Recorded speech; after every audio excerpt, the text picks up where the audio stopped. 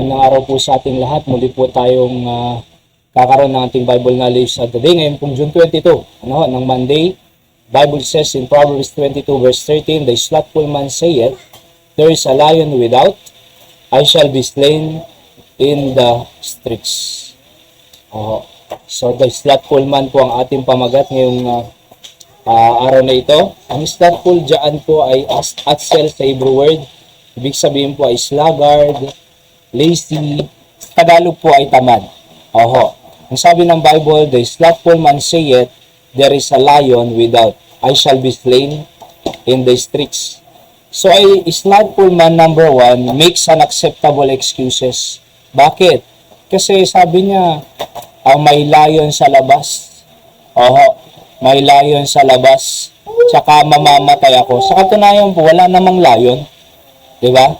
Sa ang lion po ay nasa jungle, nasa mga bundok, ganyan. Pero wala naman sa street talaga ang lion. So, unacceptable excuses. At sabi niya, mamamatay ako.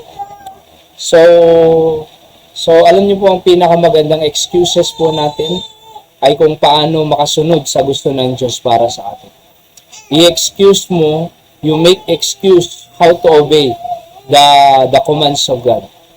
Ganun po dapat Hindi mag-excuse na unacceptable naman. Diba?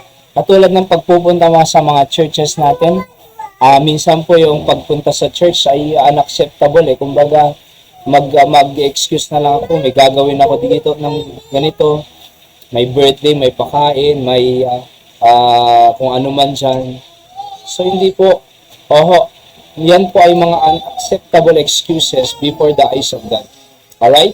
So, number 2, excuses hinder growth and productivity.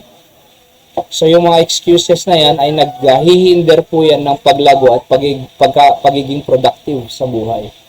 And mapipigilan po ang mga opportunities. Napakarami pong opportunities. Napakarami pong kailangan trabahuin. Napakarami pong kailangan gawin. At napakarami pong paraan para mag-grow tayo at maging productive. Pero pagka tamad ang tao, nag-i-excuse yan, pero nahihinder naman yung growth natin at productivity. So number 3, the slothful man remains inactive because of imagined problems. So sabi niya, may lion sa street. Sa katunayan, wala pong lion sa street. Nasa jungle po ang lion. So nag-i-imagine siya ng problema na ganon, kaya dito na lang ako sa bahay, walang gagawin. So, inactive. So, yung inactivity po niya ay nagkukos po ng hindi niya pagiging fruitful or nahihider yung dapat gawin. Alright? So, number 4, last po. Progress comes when we act responsibly and trust God for the outcome. So, para mag-progress tayo, dapat maging responsible po tayo sa mga inuutos sa atin. Huwag tatamad-tamad. Kahit saan po yan. Sa trabaho man yan, sa negosyo man yan, sa church man yan, sa gobyerno man yan. Nagtatrabaho po ang tao lang diligently, sacrificially. So that makes progress, mga kapatid. Progress comes when we act responsibly and trust God for the outcome.